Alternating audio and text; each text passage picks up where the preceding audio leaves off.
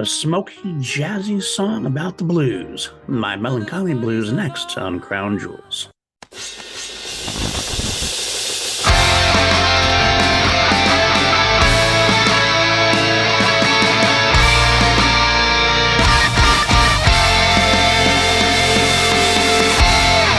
What's up, everybody? Welcome to Crown Jewels. I'm your host, PLD, and this is the podcast where I take you on a journey through Queen's catalog and their solo efforts as well.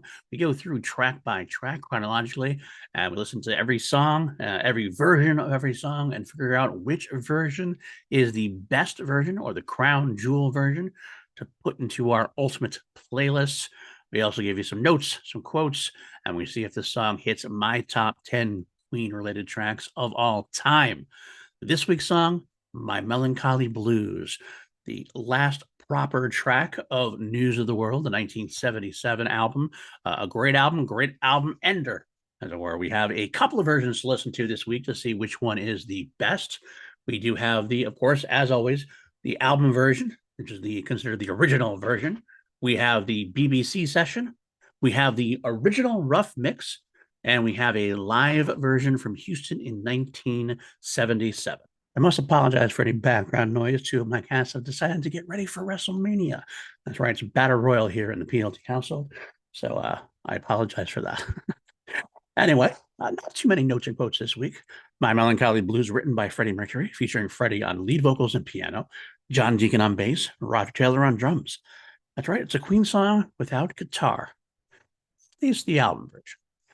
Basically, it's Freddie tickling the ivories. Singing a song would be suitable for someone like maybe a Norah Jones or a Billy Joel. It's a very smoky club kind of song. Freddie at the piano just doing his thing, which we're going to hear very shortly.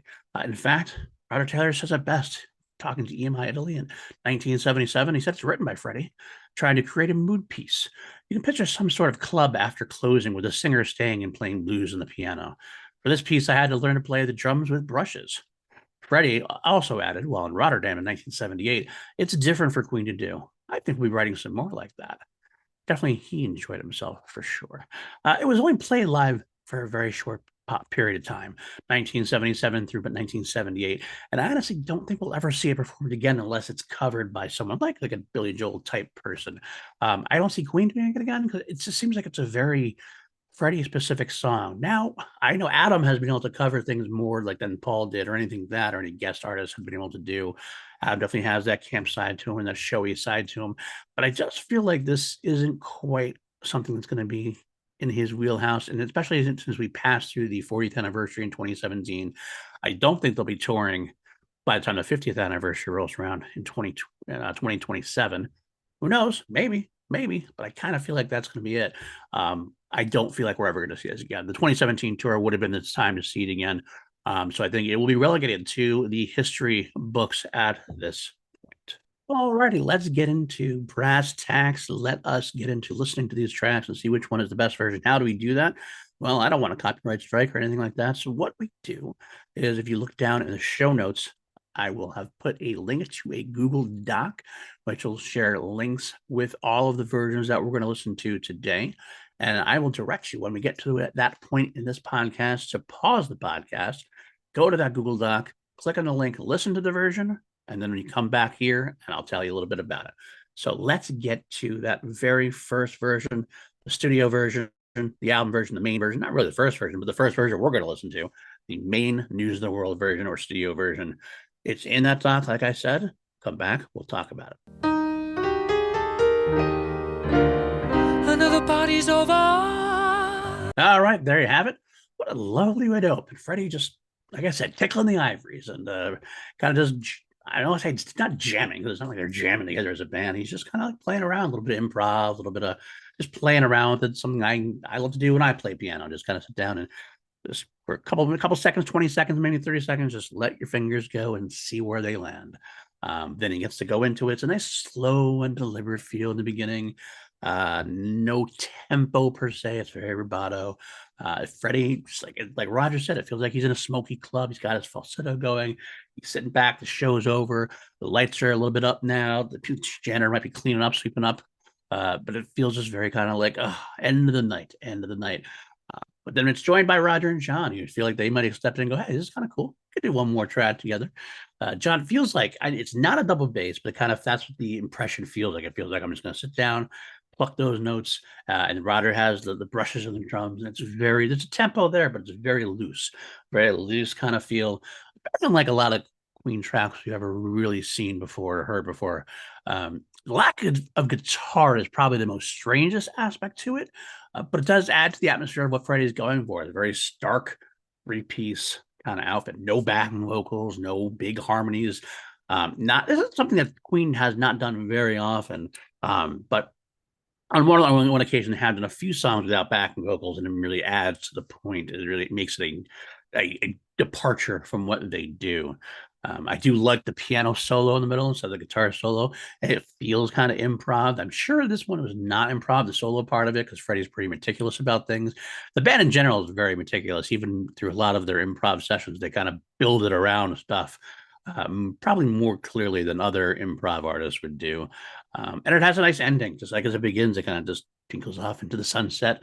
I'm sure at this point they go home at like 4 in the morning in the club, 5 in the morning, and crash for a long winter's sleep. All right, let's move on now to the next version, which is the BBC session. One of 4 tracks that they did, well, 4.5, as I mentioned last time. With the BBC, this is My Melancholy Blues BBC session. Click on that Google Doc, get that link, then come back for more. Come and get me. Let me. It's a BBC session. Different, but not radically different. We do not have the intro. No, the Freddie improv intro is gone. It goes right into the beginning part of the segment. The biggest difference of the whole song is we do have Brian on guitar in this one. Nothing overwhelming. And despite me, maybe I'm being hypocritical, despite me saying that it was probably good for the song not to have guitar in it, he does add some nice atmosphere at times. There's nothing like it doesn't interfere with it as much as you would think. There's no like power chords, anything like that. It's kind of just this nice little wandering minstrel kind of feel. He is sitting on a stool, just playing what comes naturally. It's naturally as it fits within the chord progression. It's a nice atmosphere. I'm not going to lie. The piano solo does have a little bit of a guitar solo added onto it. It's not like a dueling thing, not back and forth. It's kind of like they're playing along with their own bass, but they fit together in pieces. And then the ending is probably more a different part as well. It has a definitive ending instead of fading out while playing on the piano. And the last line, instead of ending with My Melancholy Blues, it's Freddie laughing. Like that. It's such a silly, simple way to end it, and simple difference. And what does it mean? Like, do you want that as your best version? I don't know, but like, and it kind of adds to the atmosphere. It feels like you stayed around after the club and listened to the guy playing. You're almost like on next to him on the piano. He just starts like fooling around. It's that atmosphere, that tone of the song that really adds to it for me. So that is the BBC session. 2 more to listen to. Next up, the original rough mix, which was released in 2017 with the News of the World anniversary box set. Click on that link and we'll come back for more. So don't expect me. There you have it. The 2017 box set did release an alternate takes disc, basically earlier demo versions, one live version for sleeping on the sidewalk. Well, I got to say, though, of all the early takes of all the alternative versions we get on the box set, this is probably the least different. This is pretty close to what we ended up with. No real major departures.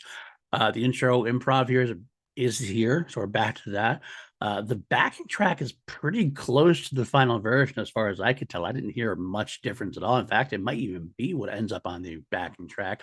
The vocal take is decidedly different, though it's a bit more, I don't know if hesitant is the right word.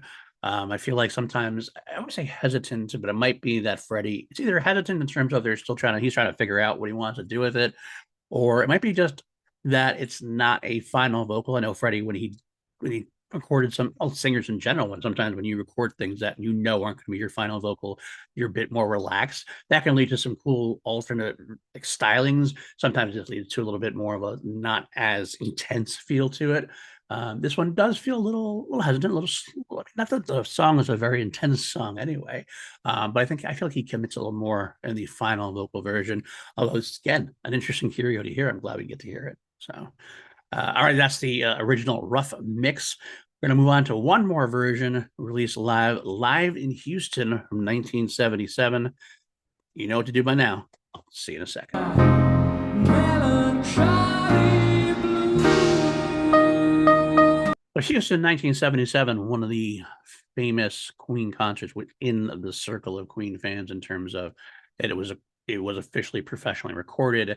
It's never seen in a real official release, not like it's the whole thing. There's been talk about it at times. I did get to see it at the Queen convention. And it was great to see the whole thing. It's out there also if you can find it somewhere. It's definitely out there. They have released bits and pieces of it over the course of the years. A couple of concerts like that, Houston 77, Earl's Court 77 as well. Off the top of my head, Hammersmith 79's out there as well. A bunch of these non-officially released concerts that have kind of gotten some semi-official releases in drips and drabs. This is obviously a bonus track at one point. This version is, I think it's performed well. And again, when I said before that this song really depends on its atmosphere, its tone, I feel like it loses a little bit of the atmosphere when they're playing these larger theaters, like in front of a lot of people with them cheering and stuff. And he's trying to get the song across more. So it loses that kind of relaxed tone, that relaxed improv feel, and gets to be more of like a song, which is fine. It's not bad. I do think it's a little detrimental to the overall feel. I can see why they decided not to do it too often. I can see why they tried it. It feels like it'd be a fun, interactive kind of song in a way, but it kind of just does lose its atmosphere a bit.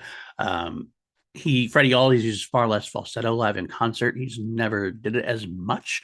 Never quite sure why. I don't know if you didn't want to jump back and forth. He actually chooses some alternate takes instead of going up a high in the falsetto. He would do down an octave or a different read of the song of the track, which works. I don't love it. I think the falsetto is, I don't know, important's the right word here, but I think the falsetto adds again more to the atmosphere. And Freddie does add some nice snapping in the beginning, like kind of set that tone after the little intro section, gets into it. But overall, it's a good version. It's a very fun version. But yeah, so that's where we stand there. So it's time to rank and rate this bad boy. Again, the four versions we have to rank. I'm going to go from least to greatest, the last one being our crown jewel, our choice of the week. We're going to see if you agree with me. I always like to know, throw in comments if you disagree with me. I'd love to know what your order is on the four. Let's do it. The least one, the last one on the list, live in Houston 77. I think you could tell. I think you could tell when I was talking about it initially. I like it. It's not bad. It's just not something that I love as far as compared to the rest of them. Again, I like that atmosphere and I need that atmosphere. I'm glad to have seen it in concert. It's definitely, when I watch Houston 77, it's not necessarily a low light. But if we're talking about the best version of My Melancholy Blues, it's definitely not going to be this one for me. Next up, this is another easy one for me, the original rough mix. All it is the album version, the BBC version that we've already heard for the most part, backing track, all the same. It's just a slightly less confident Freddie, maybe a little hesitant Freddie, figuring it out. Again, I'm glad we got it. Like some people always say when they talk about releasing archival tracks and alternative takes, it's like, well, you want the finished version. That's the one that's the one they want to show you, right? And at the end of the day, the album version is almost always decidedly better than the alternative take most of the time. There's sometimes it's not. Your miles may vary. It's all about opinion. It's all about how you feel. In this case, I think the album version is far better, but it doesn't mean I want to not hear it. I love hearing it. I love hearing Freddie doing something different that I haven't heard before. I would have Freddie singing the phone book, and that'd be interesting to me. So, but as far as the greatest version, the crown jewel version, original rough mix is not going to be it. But I still prefer it to the live version because it's still got that same basic tempo, the same feel I was talking about before. So that leads us down to the two. Which one is it? The album version, the BBC version? This was one of the hardest decisions I've had to make. I actually stopped the podcast myself a few times and listened to him back. I actually listened to him a few times because they're both excellent. They're both really, really good. And it's really, unlike a lot of other times, it's a simple case of your miles may vary. Do you want the starkness of the three-piece? Do you want the Freddie piano being the bassist, and that's it? Do you want the Brian guitar, the added Brian guitar in there? And to me, I love both. There's reasons I love the guitar less version. The reason I like having Brian on there. At the end of the day, by a hair, I'm going to put the album version second and make the crown jewel the BBC version. And I think it's because, silly enough, it might be a silly. People might go, you might even leave the podcast. Like, this is your determination. It's the laugh at the end of the song. I feel like it adds to the atmosphere so much. I feel like it's the version I want to hear a lot of. I want to hear Freddie making that like decision. Not even making the decision, but he makes that statement of tone of feel like I feel like I'm sitting there with Freddie Mercury at the piano. We're sharing a drink, and a good time. And again, I get Brian on the guitar a little bit. I always really hear more Brian. It doesn't overwhelm Freddie's piano. So if it doesn't overwhelm it, bury anything in the mix, let's get a little bit of both. It works for me. So while the album version is phenomenal, I could see somebody completely taking that, liking the guitarless version, hearing a guitarless version of Queen, simply for an interesting take. For me, it's going to be the BBC session as my crown jewel. And all right, let's get into rating the song as far as between on a scale of 1 to 11, because we always turn things up to 11 here on PLD Project. What do I give the track of My Melancholy Blues? Well, I love this track. I do. I really love this track. And I know I'm a broken record. I give a lot of high scores for Queen. Maybe I'm a shill. Hey, that's by this point, I don't know what episode we're on, somewhere in the high 80s. It's what you're getting into. I'm a shill. I'm going to give higher tracks. There's not very many low rated tracks here. I'm going to give this one a 9 out of 11. Unfortunately, that means it does not slide into my top 10 though, because all of my top 10 are 10 and a half to a perfect 11 score. So I will stay the same for now. 9 though is pretty good score overall. All right, next week's version. This is the first time I've had to do this, and I almost felt like I was cheating a little bit when I did. The beginning of the News of the World album, we opened up with "We Will Rock You." "We Will Rock You" was one of our longest episodes because there's so many different versions of "We Will Rock You," especially when you get into the live versions. All the officially released Queen live versions or live albums have this. All the downloads have this. It's just a song that was done so many times by the band over the course of the years. So I decided to make the fast version of "We'll Rock You" a separate episode. Because I technically maybe should have combined that as a different version, but it's such a different version. I felt like it deserved its own track, because it's almost a completely different version to create a full band version. And also, what helped make that decision for me is I have a lot of versions of the fast version of "We'll Rock You." So the episode would have been far longer if I had tried to do this with the slow version of "We'll Rock You." So we'll do the fast version of "We'll Rock You." There are a couple ones that actually will have a little bit of both because Brian May, for example, one of them they start with the slow version, then go into the fast version. I counted that more as part of the fast version because it just made more sense because that's what we're talking about here. So yeah, that's what we're going to do next week. It'll be "We'll Rock You," the fast version. Come back for that. If this is your first time here, click that like, let that subscribe, all that jazz. Leave comments. Let me know what you think. Let me know what your crown jewel of My Melancholy Blues is. If you're on the audio feed, on the Spotify, the Apple, all that stuff, leave us some ratings. It could really help. You can really help boost us forward. If you want to help out even further, patreon.com/PLD projects. Got a great crew there. Austin Goodell, Brendan Buckingham, Jeff Alterman. Couldn't do it without you guys. Have some great extra content there. If you are on YouTube, I do have my main YouTube channel. This is the Crown Jewels YouTube channel where I do this show and I do some Queen remixes and things of which I know I'm not a great remixer. I'm an idea guy. I'm not a technical guy.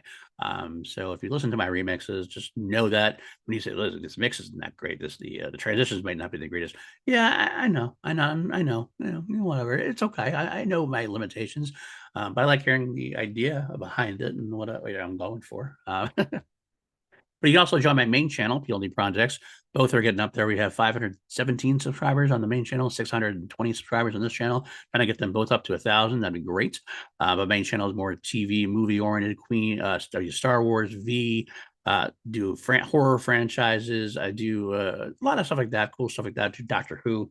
So yeah, let me join us there and have a good time with us as well there. That will do it for this week. Like I said, next week we'll rock you the fast version. Until then, indulge in your blues every once in a while. Sometimes you get some brilliance out of it. But next week, we'll go back into rocking. All right, everybody. God save the Queen. Take care.